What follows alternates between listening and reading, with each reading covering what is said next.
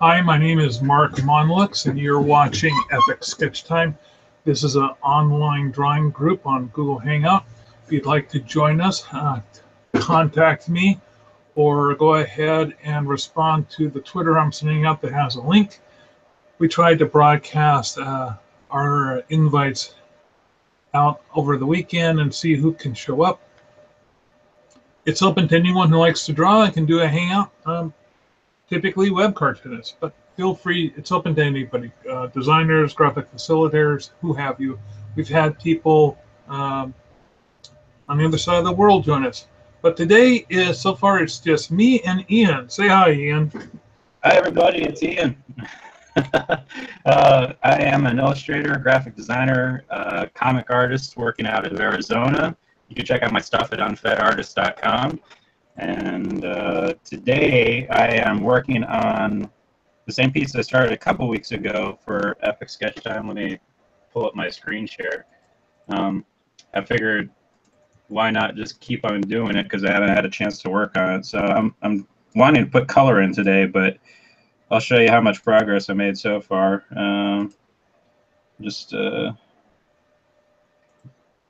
That's it. And hopefully it'll end up being a nice piece that I can share on social media. What about you, Mark? What do you got going on? Well, let's see. I'm working on yet another alien. I still have to open up my Photoshop file and pull it up. I don't know which one I'll be working on today. But I'm almost done cleaning them up, and I'm now to the point where I'm going to be doing exciting stuff and actually coloring them. So, yeah, I haven't actually done color on this show yet, and I figure why not? Like, I think I'm just gonna keep on like starting pieces and just make them like Epic Sketch Time pieces, like things that I'll just try to do mainly on here, so that way people who watch can see how this process goes for me, and if anyone's interested, they can throw out questions or something.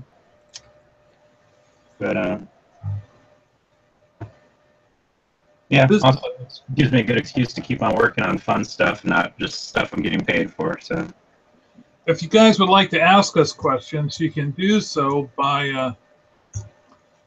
I'm not manning the live video feed on Photoshop. Pardon me, on YouTube, but you can send me a Twitter at markmonlux.com. That's MarkMonlux.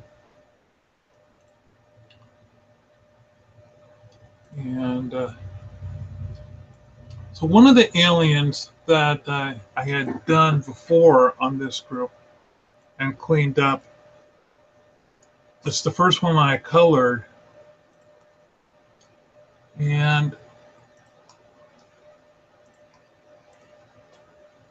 it was the Killer Clowns from Outer Space. So here we go. This is the one I'm going to be working on today.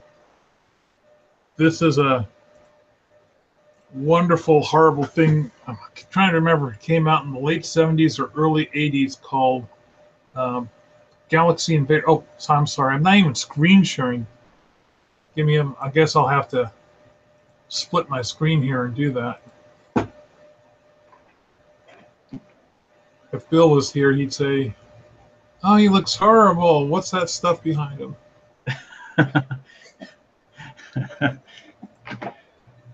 Bill, we miss you. I also know that Bill has been busy. He has some friends that he does house sitting for. And well, I know he's taken over social media for the Graphic Artists Guild, which is that's pretty cool. Yeah, he's the currently acting as the secretary for the executive committee on the Graphic Artists Guild, which gives him a pretty full plate because he's also the president of Cartoonist Northwest. Oh wow! Yeah, it's the man's doing a lot, which might explain why he's not here today.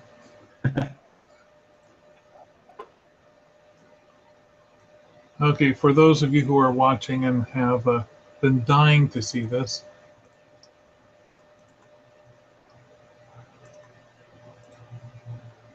This is the obscure movie alien from the Galaxy Invader. Galaxy Invader. Is your typical guy, alien just shows up out of nowhere in the woods, kills off a couple people, maybe sort of, who knows, and is subsequently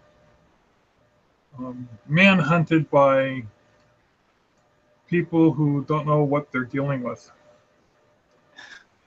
So, like, what kind of powers does he have? Or is he just As like far as I know, just a ray gun. Raven?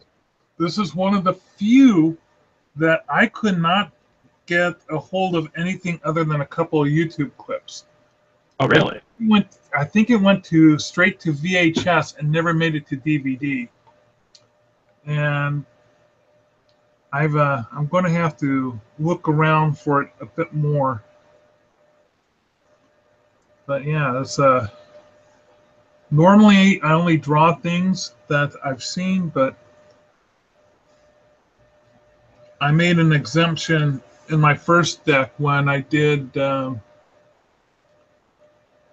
trying to remember. It was this giant rat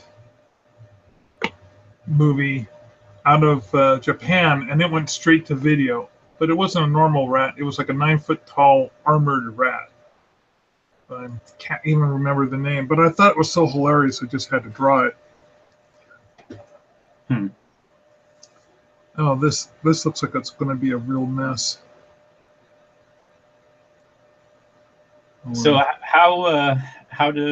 does the illustrator of obscure movie aliens and monsters go about finding obscure movies if not on the internet?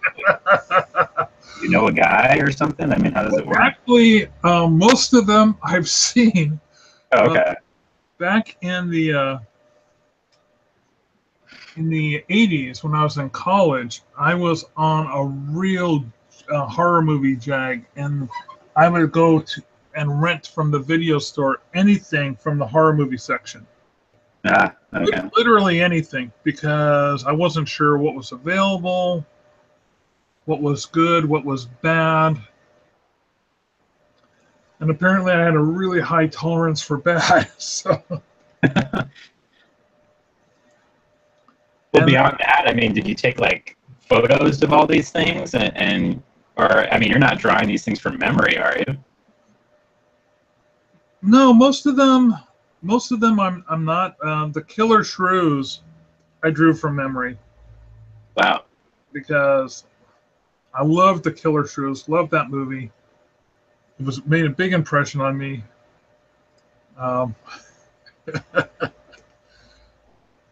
But yeah, I have to look up the visuals because my memory does fault me a few times. So you'll just do like a Google image search or something for the thing?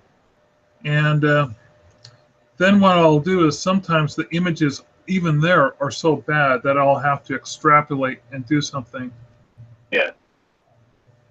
For example, Life Force. Have you ever seen a movie called Life Force? No, I haven't. Let me look that up. Let's see what Life Force. Is it just one word? Life Force? One word, Life Force. It was actually a fairly big mainstream horror film. But... That Patrick Stewart? Wow. Yeah, can you believe that? But what the alien actually looked like, you really didn't get to see because they were hiding in human form. So you see a lot of, there were a lot of, once a person had the energy, their life force sucked out of them, they became sort of like this mummy-looking creature that would then in turn suck the life force out of something else to look normal again. And then that would only last so long, and it became sort of like an epidemic of these things sucking the life force out of everybody. But the actual aliens themselves looked human until this one 3-second shot. You know, And so it was really tough trying to find that 3-second shot of what the real creature looked like.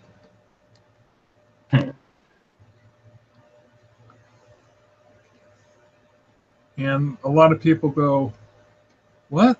I don't recognize that thing. Life force? What did that alien look like? Wasn't it a babe? You know, that type of thing. Oh, look how horrible these lines are. They're all, my brush must have been really dry and scratchy.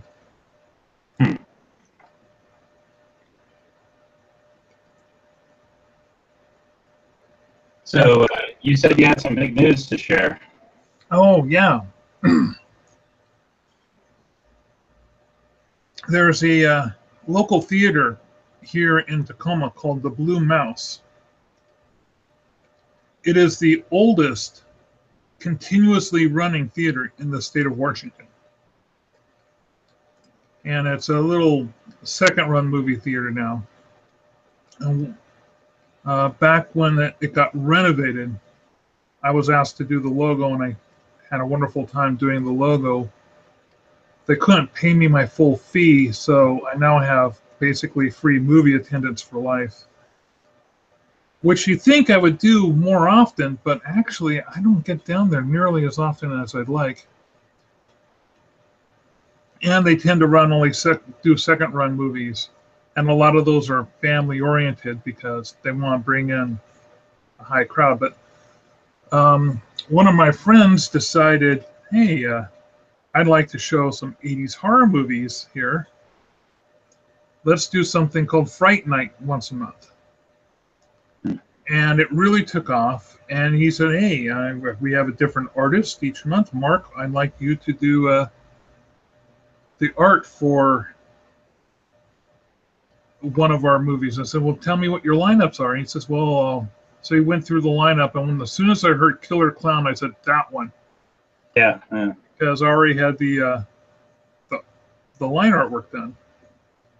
So I made a print and took it down there.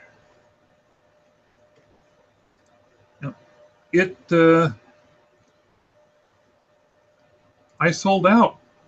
It was great. Went down. Congrats. Yeah, I wish I had. If I had another 10. They said that was the first time that any artist had sold out of prints. So I was very happy about that. And I guess it really, either the crowd was really hot for some Killer Clown artwork, or they really liked my artwork. But I know some of the artists who have done some of the other prints, and I'm thinking, wow, that's great. Yeah. So is there a place where everybody gets their prints made, or does each artist just make their own prints and sell them? The artist makes their own print, and the only profit the artist sees from this project is by selling the prints. Okay. And you only have a limited time window. I mean, it's just before the movie opens, so I made about $320. Not a lot, but I made it all like within half an hour. So it was a lot of fun, having people just shove their money at you. And how much did you spend making the prints? Yeah. I also sold some of my horror movie decks. Oh, wow.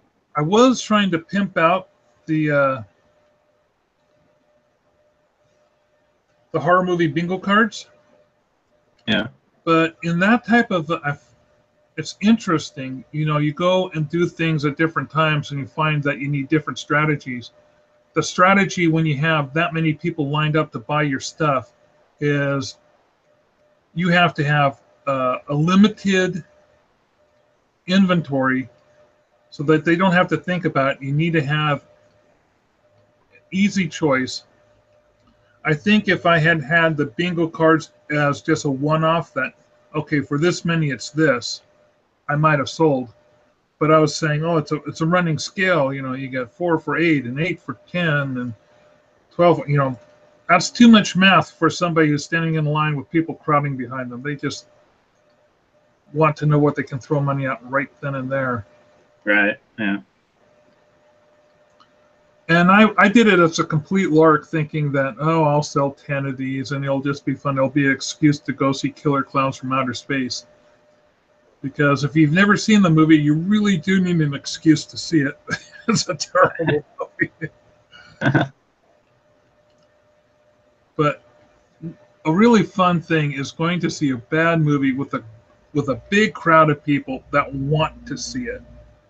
Oh yeah. And they're laughing and they're having great fun with all the lines.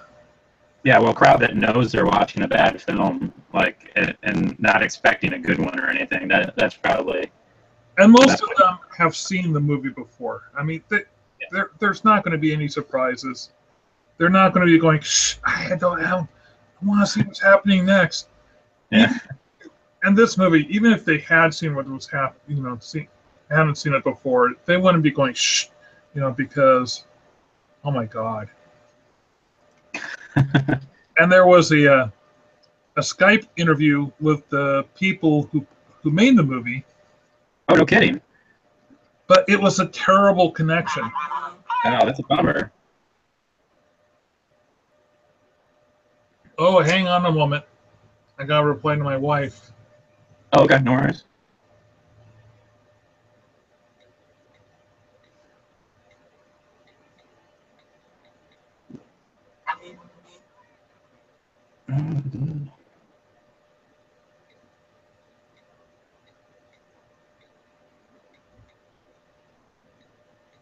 Apparently, Yeah.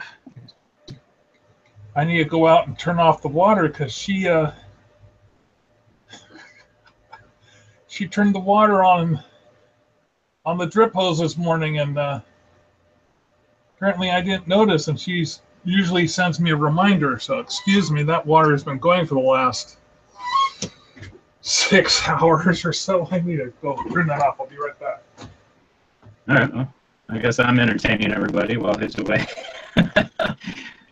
So, not knowing what else to talk about, I will just kind of talk about my process if anybody's curious.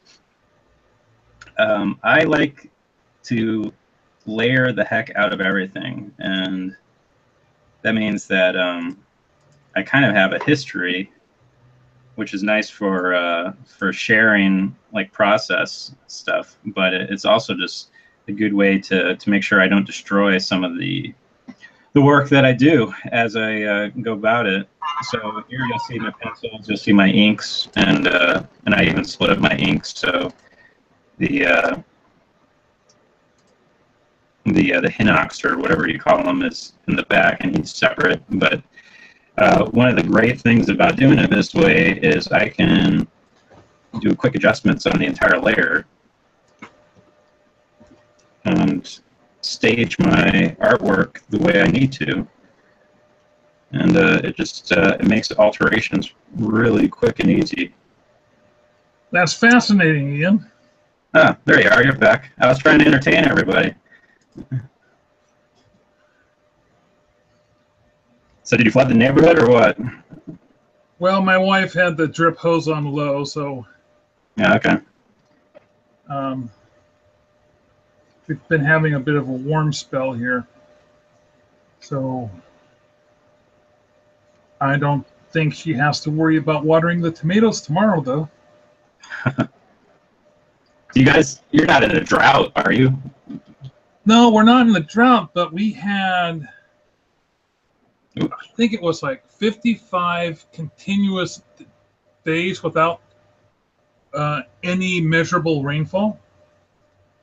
I mean, we had clouds and things, but, it definitely was warm. We were in the 90s, which is unheard of here. Yeah. Even edging up to, oh my God, could we possibly hit 100? Yeah. I'm guessing that's rarely happened, if ever. It's happened before, but not for long stints. And we were getting like weeks of 80-degree weather, and we're just not used to that. Yeah, it's been a pretty dry monsoon season for Phoenix. Like usually it rains pretty regularly around this time. It's just kind of hot and and humid, but we've only had one really good stretch of rain, and otherwise it's just been dry, which isn't a good thing because we're really prone to forest fires over in Arizona. So we'll see how badly that turns out. We had an inversion zone happening where all the British Columbia fires, all their smoke was collecting here. Oh, yeah, that sucks. Oh, our air quality was just as bad as Beijing. And on a couple days it was worse. So we were having gorgeous sunrises and sunsets, but you think you'd be driving through a fog, but it wasn't fog. It was just smoke that had come down from Canada. Jeez. But we finally got another alternate inversion layer in, and it rained, and that cleared the smoke out, thank God. My wife, who has very sensitive sinuses. Could you even go outside? I mean, that Beijing does not have good air. I mean, it's... Oh, no, we were pretty much housebound on the weekends. I mean, the weather was nice. It would have been great to go out and work in the yard, but no, we stayed inside because go outside and your sinuses would go nuts. It wasn't great. It wasn't great to breathe. Jeez, man. It was hot. Yeah. And by hot, I mean it was in the 80s. So yeah. Well, as far as your success with that movie poster, I mean, do you have other events lined up, or are you? Well, I was really tempted to hog the next one because the next one's a great movie, Army of Darkness. Oh yeah. But you know, having the same artist 2 months in a row.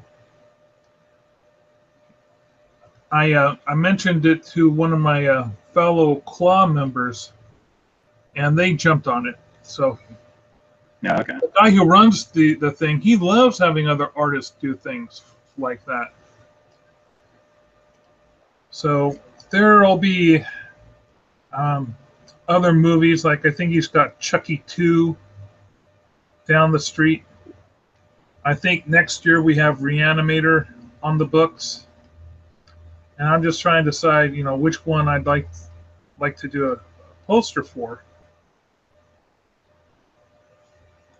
But yeah, that's very fortuitous in that I already had the artwork done for the most part, so it was really easy to just do the coloring, and also get the coloring done for this project. You know, hit two birds with one stone. Who's the other broadcaster that's on here? Hello. It's good. Oh, hi. Oh, hi. Hi. Can I stay here? Yes. Thank you. And are you from South Korea? Yes. Awesome. Thank you. So today you're listening to me and Ian. Yes. What are you working on today? I'm working personal artwork. Maybe.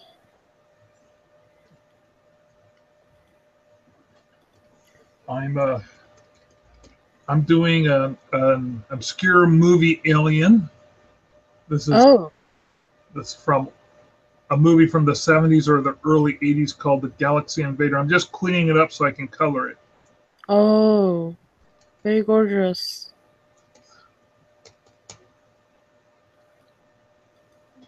And Ian, what are you working on again? I'm doing some fan art for Legend of Zelda Breath of the Wind. We'll see how it goes.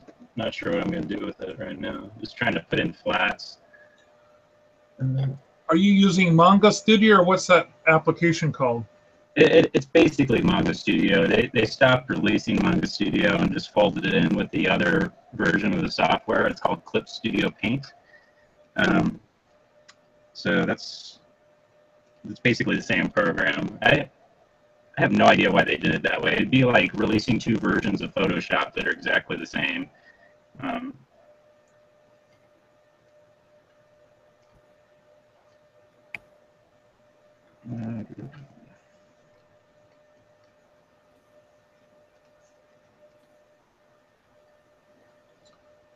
You know, there's an Alamo draft house being built by my house, and it'd be really cool if they had like the same kind of thing where like they did like a sci-fi month or something, and they showed like old sci-fi films or something. They opened up to artists. I'll have to see if that's something that can be done. Do you ever have drink and draws in your neighborhood? Oh yeah, tons of drink and draws. I've never actually participated, but you know, it's out there. I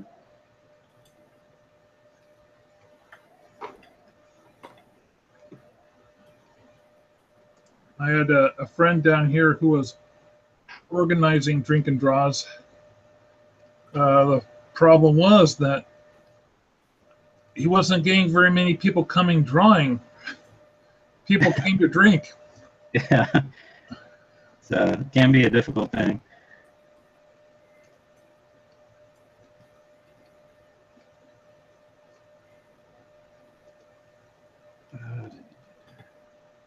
I'm not much of a drinker myself, but I like to go and hang out with other artists and work on sketchbooks. Oh, sorry. No worries. Thank you. So what's the character that you're working on? Is that somebody that you created, or is that My creative characters? Oh, that's lovely. yeah, that's really good. Thank you. How long have you been working on that? What? Pardon? But how long did it take you to work on that? I think it is maybe 2 months. It definitely shows. There's a lot of work in there. Yeah.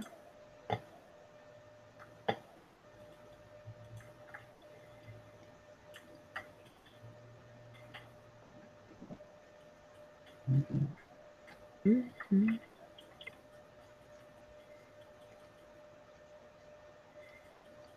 So I actually came across a friend or I guess a company that I've done collaboration with, that they're releasing a movie. They're a video game like incubator, and they participated in the making of a movie. It's let me see if I can look it up. It's called Game Jam the Movie, and right now they have a contest for a movie poster, which I'm a fan of Drew Struzan, so it's just like, well, I got to try this, but I don't really know how to attack it, because all I have is the preview of the movie to go off of, and I'm guessing just like sticking to like video game tropes and stuff like that. But I don't want to steal any kind of IP. Like I can't put Mario or anybody on there, and I can't like make it look like Pac-Man. So I'm hoping to come up with something, but it's kind of daunting. Like I'm not sure what to think about for the idea. Like, have you ever had a contest or like a project like that, Mark? I have a policy that I don't do contests. Oh, really? Well, never mind then. Yeah, it's why do you have that policy? Because most people, it comes from doing. There's always a company that says, "Oh, we're putting together a contest for someone to do our logo," and basically it takes the food out of the mouth of a designer. I got you. I come from an era where that was a big thing, and the organizations used to write angry letters to people. Like I came from a group called the Society of Professional Graphic Artists, and our ethics chair would sit down and write off these. Is one of the reasons why the group got together in the first place, was because of stupid practices like. I think the only reason you should do a contest is if it's going to benefit you. But a lot of these contests are, you sign away all rights to your work. They decide who gets, who, even if you don't win, your rights are still gone. I mean, if you read the fine print, a lot of the contests, they're just atrocious. So my standard policy is I don't do contests. However, I will do a movie poster for a local theater Yeah. for nothing on spec. But it's not a contest. I'm the only guy doing it that month, you know? Yeah, no, what you're saying makes a lot of sense. I was actually in the Graphic Artists Guild, like a national chat, and I was asking about that contest website called 99 Designs, and yeah, everybody was like, no, there's a lot of reasons why you shouldn't do that, and they told me some websites to check out so I could read about other artists talking about why contests are a bad idea. And I completely forgot about all of that just because it was a friend's, friend's contest. So I guess I need to keep that in mind.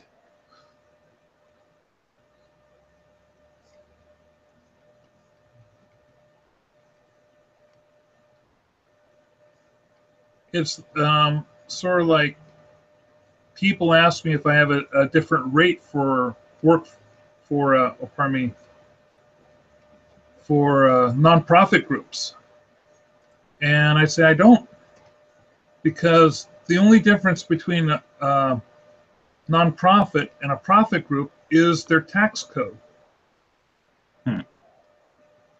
It used to be that if you did some work for a nonprofit, you could make that work as a deduction. And artists used to do that all the time, and designers used to do that all the time. But that law changed in 1985, at least in the U.S. And now you can only deduct the expense of your materials, not the expense of your artwork. So there's a lot of companies that'll still say, oh, yeah, you can make this tax deduction. Well, they're wrong. You can't.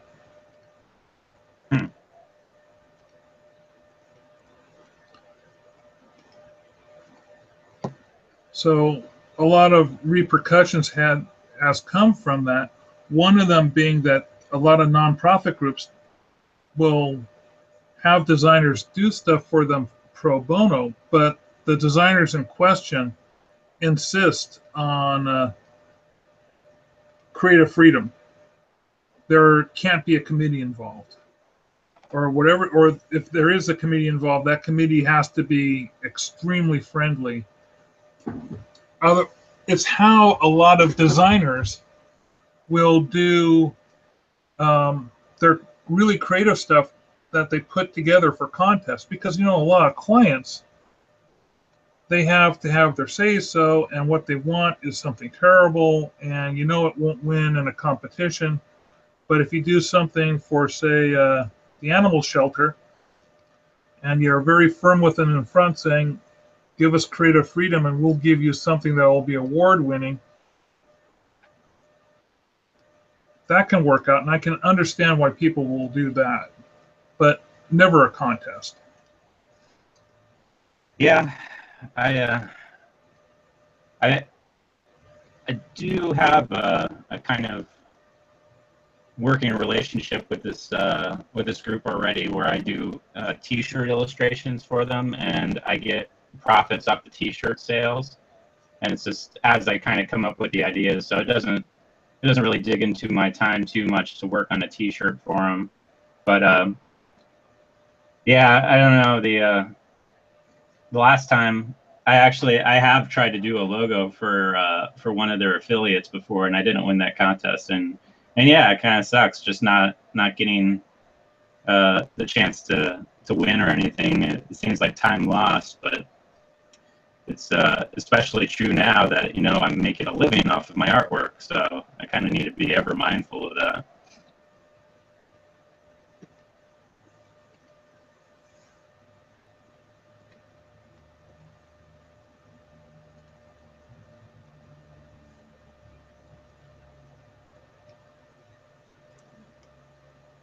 There we go. Why did I have to pick a monster that had so many skills?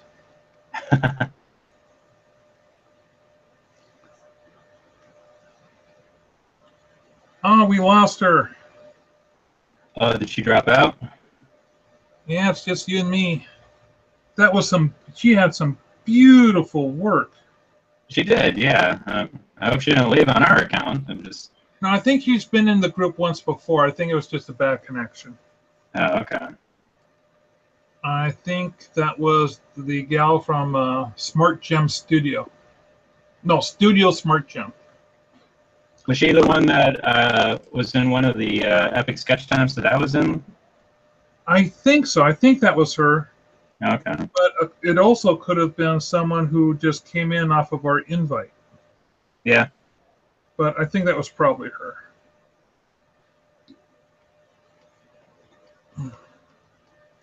Yeah, 2 months. That was just a remarkable piece. I mean, that's so she works for a video game studio. I think she's self-employed. Oh wow. I might be wrong.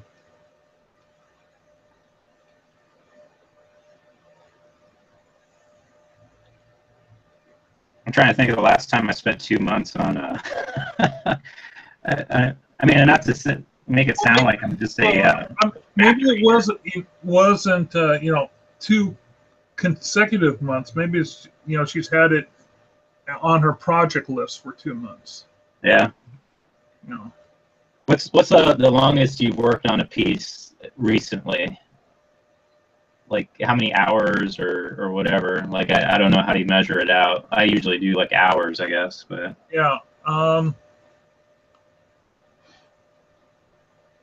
I have yet to spend more than 5 hours on any one project. I would say that. Well, the deck of. I'm working on the books, right? mm-hmm. So the books are a big project, but the books are made up of individual smaller projects. Like it takes me between 5 to 6 hours to do a movie review. It used to take me 4, but I spend way too much time on it these days. And it takes me 3 to 4 hours to do one of the decks of cards. But then it took me about 2 years to put together a book because I need to put together like 75 reviews, and I only draw about one a week. But I'm only doing them, on the time you set aside. It's not a full-time gig.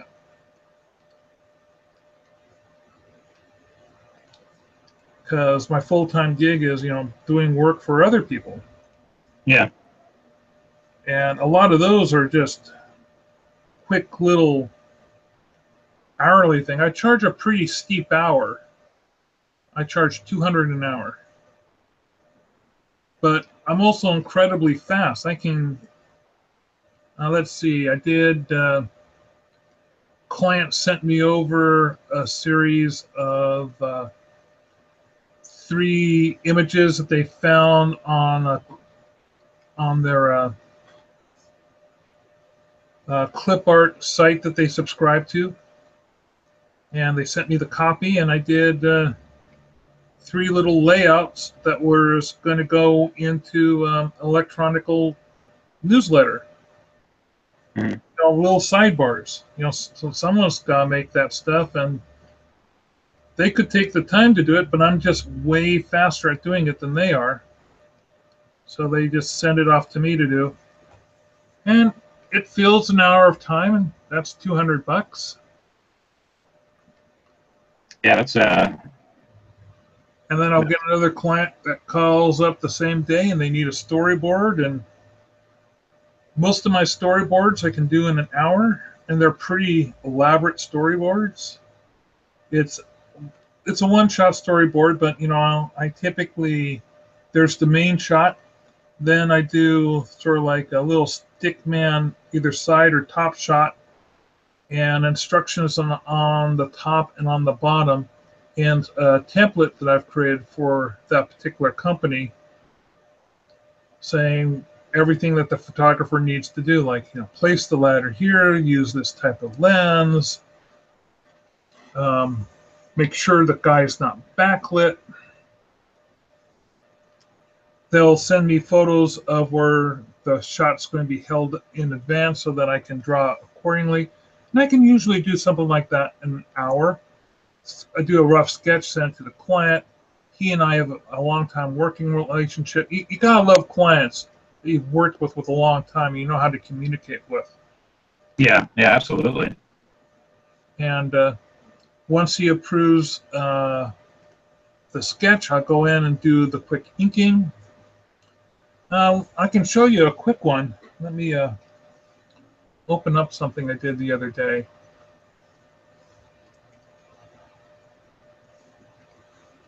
And this is one of your storyboards that you're talking about? Yes. Oh, here's a typical quick project. So here's a scene, and all this from about this little weird highlight shadow to the left, that was all a wall. They needed to have text to do an overlay copy over here. The photographer hadn't put in enough space. So simple job, just extend that a lot. I get a lot of photos from them where all I have to do is just extend the shot to the left. And they're just not as fast, you know, they could do it in-house, but I'm faster. Yeah. Let's see, let's find a storyboard. And I'm no great designer. I mean, you have to do a lot of design to be a good designer, but when all it is putting some text inside next to a photograph, and they've got company text guidelines you go by, so you use these fonts, kind of, you know, it's just a matter of doing some basic design, you know, formulas like, you know, let's do Bauhaus today, let's do mod, let's do new wave. But they typically like Bauhaus for their corporate look, and that's super easy. Let's see.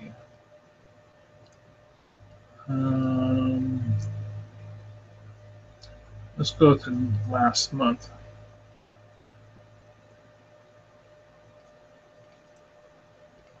I know I did some storyboards for them last month.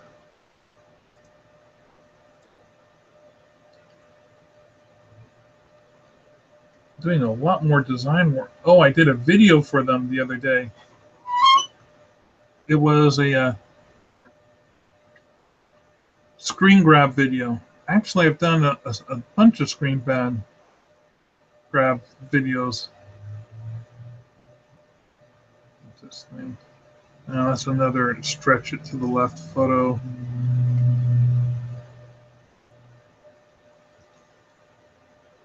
Let's see.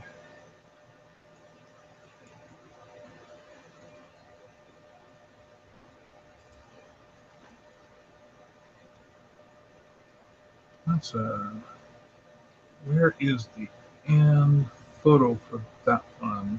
Banana slugs. I know, I'll do a search.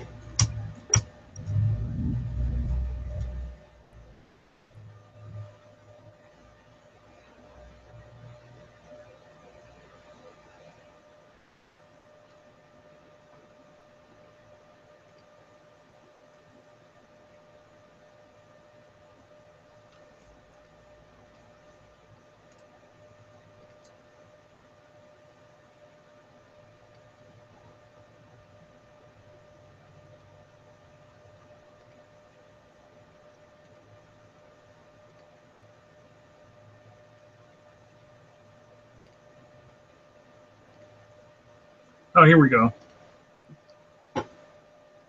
So this is the a standard storyboard. Real simple. Down here, I show that the background needs to be at an angle to add some depth, how to position the characters, turn their bodies, tell them what to do, let them know that the text falls over here, let them know that the size ratio is different than a standard 35mm camera. And then what my client and I will do is will grade the photos. He'll send me the photos, and most of the time, the photographers, it's amazing. They still mess up. Even with all that, like, especially if you're dealing with a newbie photographer, and they just don't follow all the instructions. Sometimes, one time, they were saying, he didn't take the storyboard to him to the photo shoot. He just thought he'd remember it from memory. That was a terrible one. Yeah. But he's having to call in to a town that he's never dealt with, to a photographer he's never dealt with, and hopes that he gets somebody who's of quality. But meanwhile, he's also got a budget, because he must do like some weeks he'll do 6 photo shoots, and then he'll go for a couple weeks without any photo shoots. But can you imagine how hectic his life is, just trying to call on the phone to get the people lined up on a date with the photographer, find the photographer, get the photographer over there, have me do the storyboard, get the storyboard to the photographer, and on top of that, he needs to write the article for this thing. So yeah. So he spends a lot of time just doing logistics. Yeah, and so if I can make his life easier, I've made his life so much easier just by doing the storyboards. And that's how I got the project. Started doing storyboards is I was listening to him complain about how none of these guys could follow instructions. Everything looked like, people lined up at a firing squad, up against the wall with their hands in front of their crotch, frightened. And then I asked him to describe what he thought the shot should look like. And then I sent him over a sketch. He says, that's it. That's exactly how it should have been. And I said, well, that's a storyboard. Next time, call me up and I'll draw you up one. He said, how long did you take to draw this? And I told him, and I gave him what a fee would be, and said, oh man, I'm so going to use you. And then, boy, did he use me. He used me really strong for a year. Now he has about 200 or so storyboards that I've done for him in a folder. And he calls me up, I need this. And we think about it, and we see whether or not we have a storyboard that we've already done that's similar enough. But so he just uses existing storyboards most of the time now? Yep. Well, everyone's got a cutback, but then you get that. Then he says, well, it's like this photograph, but add one more person. And I said, oh, I don't know. It sounds like a new storyboard to me. He says, no, not a new storyboard. Just take this photo and kind of make a new storyboard. So, like, I would draw one new person into it. And it doesn't take nearly as much time as drawing. You know how long it takes to draw people? It takes a long time to draw people. Yeah, but people kind of think what we do is magic sometimes. They don't really understand what goes into it. Well, he understands. He knows that the more people he asks for in a shot, the longer it's going to take. Yeah. And that if he wants to have multiple things happening in a shot, like 2 people in the background, 2 people in the foreground, and a stadium. By the way, can you guess, work off of a street grab of this particular stadium, because we want that particular stadium.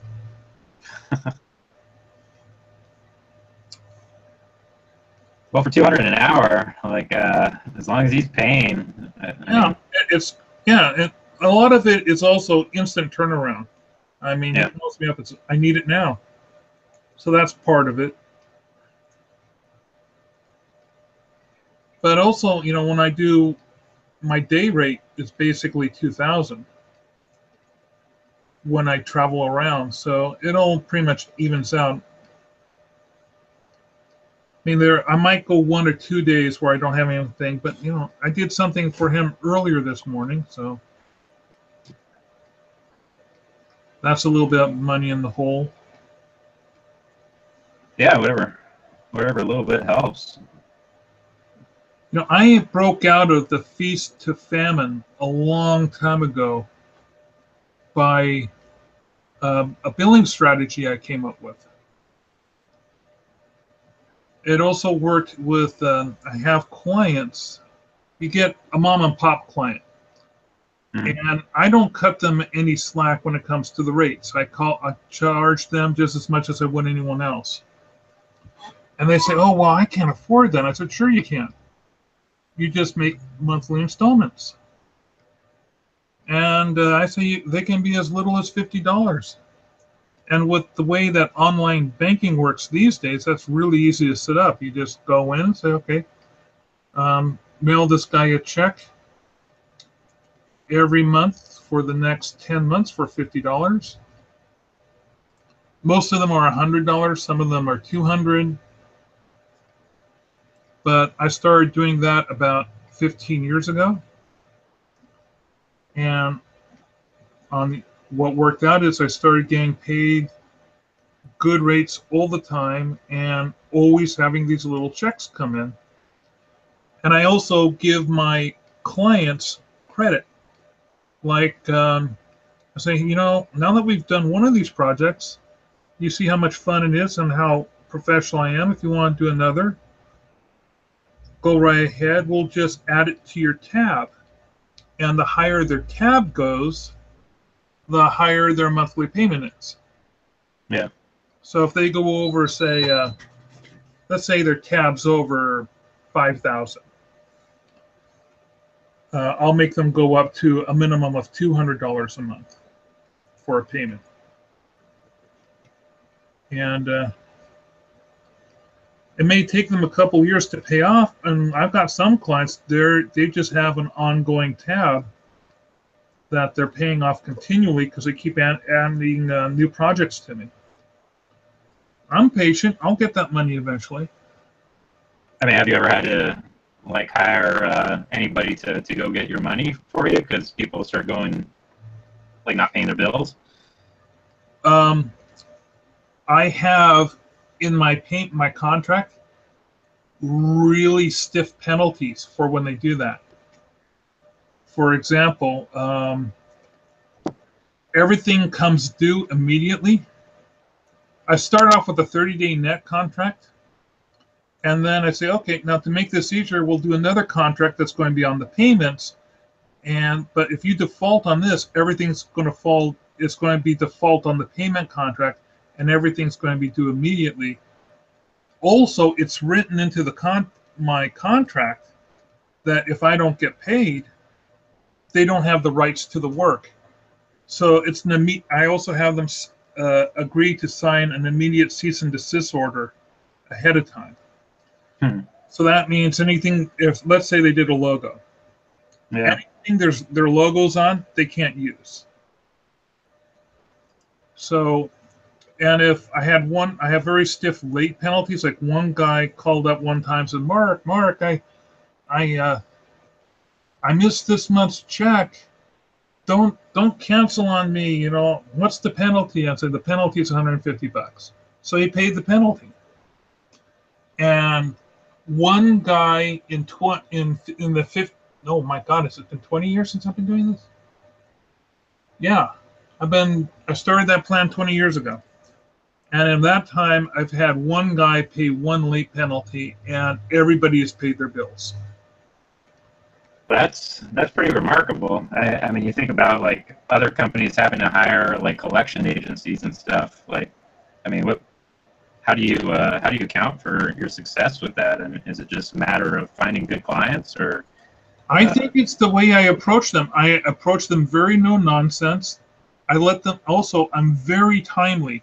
When I say I'm going to have an invoice to them at a certain time, that invoice is to them at a certain time. Yeah.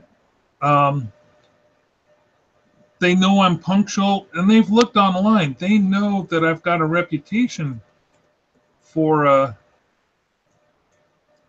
knowing my stuff, and not just that people come to me for advice.